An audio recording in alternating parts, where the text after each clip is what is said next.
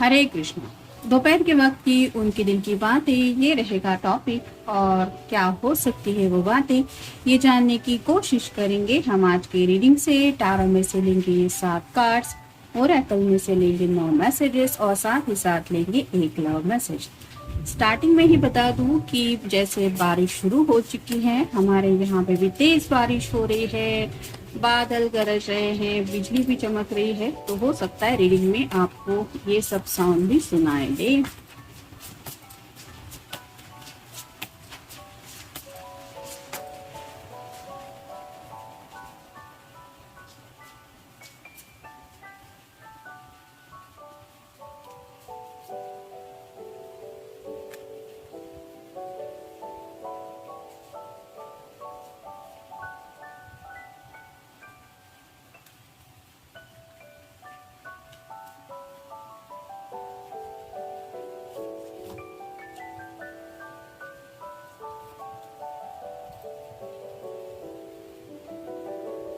पहला जो कार्ड है वो है 9 ऑफ पेंटिकल्स का। अर्थ साइन टॉरस, वर्गो या फिर Capricorn.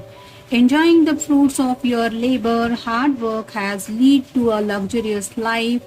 Buying yourself something special, happily and successfully self-employed, enjoying your solitude.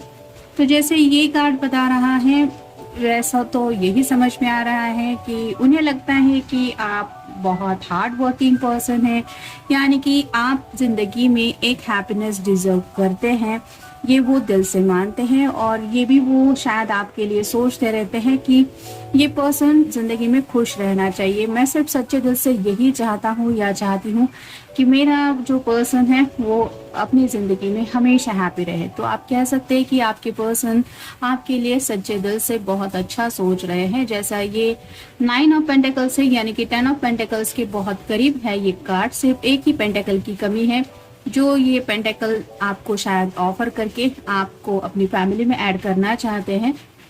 और जब वो पेंटिकल ऐड हो जाएगा तो ऑब्वियसली आप उनके साथ उस फैमिली पिक्चर में हमेशा के लिए जुड़ जाएंगे। तो ये तो शायद सच्चे दिल से यही सोच रहे हैं कि आपको लेके वो हैप्पीनेस तो चाहती ही है, लेकिन शायद 10 ऑफ पेंटिकल में एनर्जी में जब आप उनसे जुड़ जाएंगे तो ये अपनी तरफ से आपके लिए हर वो एक बेस्ट चीज़ करना चाहते हैं जिससे आपको खुशी मिले। फिर है 3 of wands, fire sign Aries, Leo या फिर Sagittarius. Planning for the long term, abundance from past choices, pride in the success of your labor, be patient as you decided what next. तो यहाँ पे भी लेबर यानी कि hard work की बात आ रही है और थोड़ा सा सब्र से काम लेने की कोशिश कर रहे हैं। फ्यूचर को लेके कुछ प्लानिंग चल रहा है और ये फ्यूचर क्या है ये तो पहले ही कार्ड में हमने देखा। वो 10 ऑफ पेंटिकल की एनर्जी में आपके साथ पहुंचना चाहते हैं, यानी कि आपके साथ ये फैमिली स्टार्ट करना चाहते हैं। फिर है king of pentacles, earth sign Taurus, Virgo या फिर Capricorn. Compassionate, accomplished, charismatic, grounded, a time to great success, financial security and prosperity. The Midas touch, everything turning out beautifully, supportive parents and spouse, a good person to work for.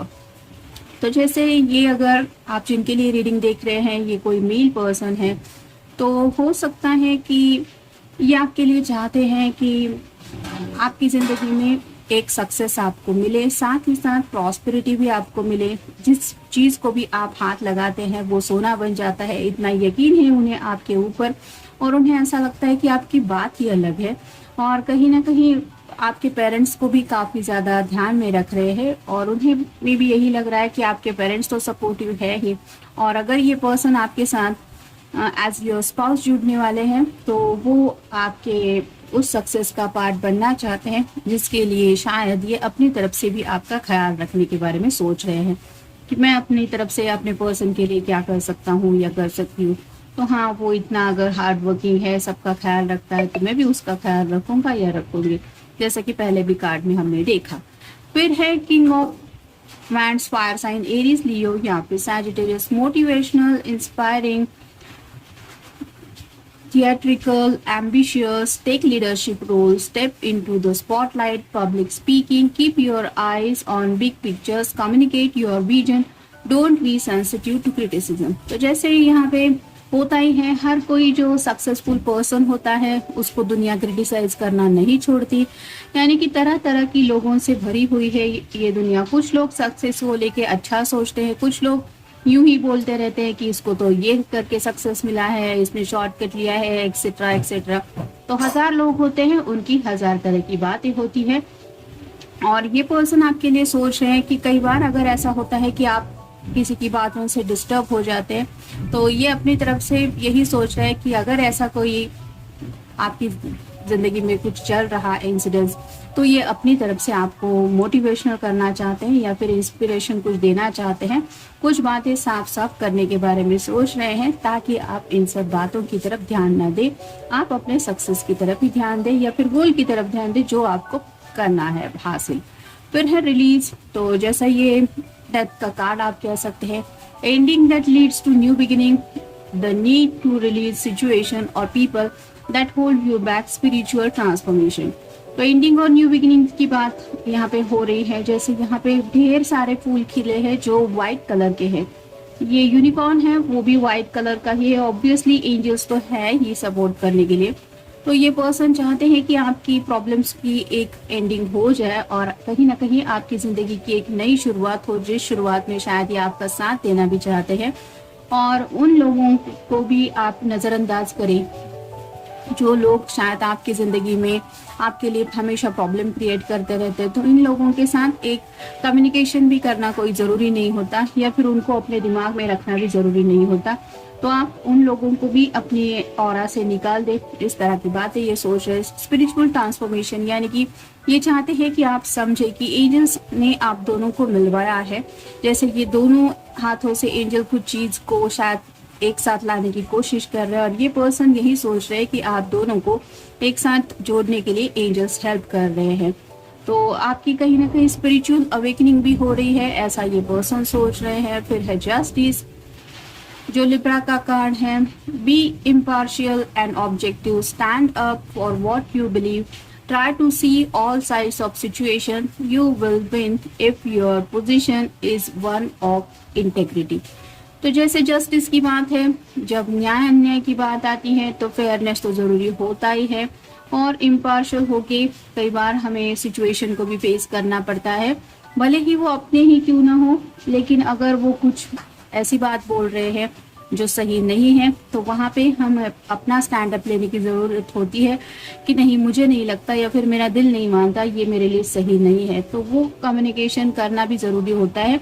जो बात हमें ये दिल से feel होती है कि ये हमारे लिए सही नहीं है, उस बात के लिए हमें आवाज उठानी पड़ती है। और ये पर्सन शायद यहाँ पे यही सोच रहे हैं कि आपको भी मे बी ऐसी कुछ आवाज उठाने की जरूरत है। फिर है renewal, reviving the past with compassion and forgiveness.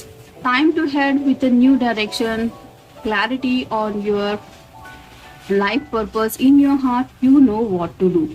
तो जैसे यहाँ पे एक कपल है और उनके 2 बच्चे भी हैं, तो ये एंजल की ब्लेसिंग्स भी ले रहे हैं, और शायद इनको पता है कि इनके लिए सही क्या है, और इस गाइडेंस की वजह से और भी उस सही डायरेक्शन में जाने को इनको शायद हेल्प मिल रही है। तो आपके पर्सन भी यही चाहते हैं कि आपको दिल से जो पता है या फिर आप जो महसूस करते हैं कि आपके लिए क्या सही है क्या गलत है, आप उसी दिशा में आगे बढ़े। आप देखते हैं ओरेकल कार्ड्स हमें क्या बताते हैं।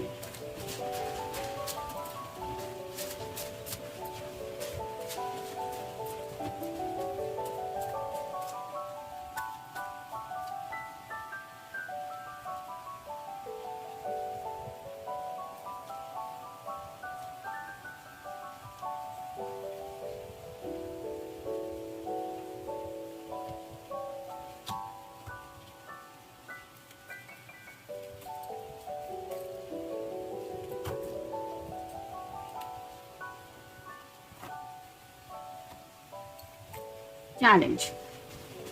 तो राइट नाउ शायद आपके पर्सन की लाइफ में ऐसा कुछ चल रहा है कि वो सोच रहे हैं कि इन जो चैलेंजेस का ये सामना कर रहे हैं, आखिर कब तक ये चैलेंजेस फेस करने पड़ेंगे।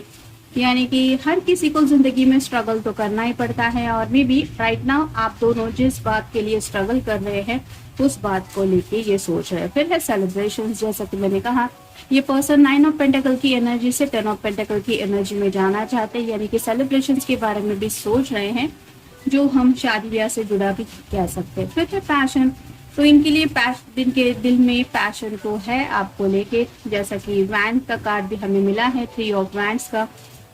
तो राइट नाउ कुछ प्लान है जिंदगी में आगे बढ़ने को लेके, और ये इसलिए है क्योंकि वो अपनी पैशन की तरफ बढ़ना चाहते हैं। फिर है स्टक इन द पास्ट, तो मे बी पास्ट में कुछ बातें थी जिसकी वजह से ये पर्सन थोड़ा स्टक हो रहे हैं, ऐसा इनको लग रहा था, लेकिन ये कार्ड रिवर्स आया है। इसका मतलब ये है कि ये मूव ऑन हो रहे हैं, उन प्रॉब्लम से आगे बढ़ने का कोई रास्ता निकाल रहे हैं।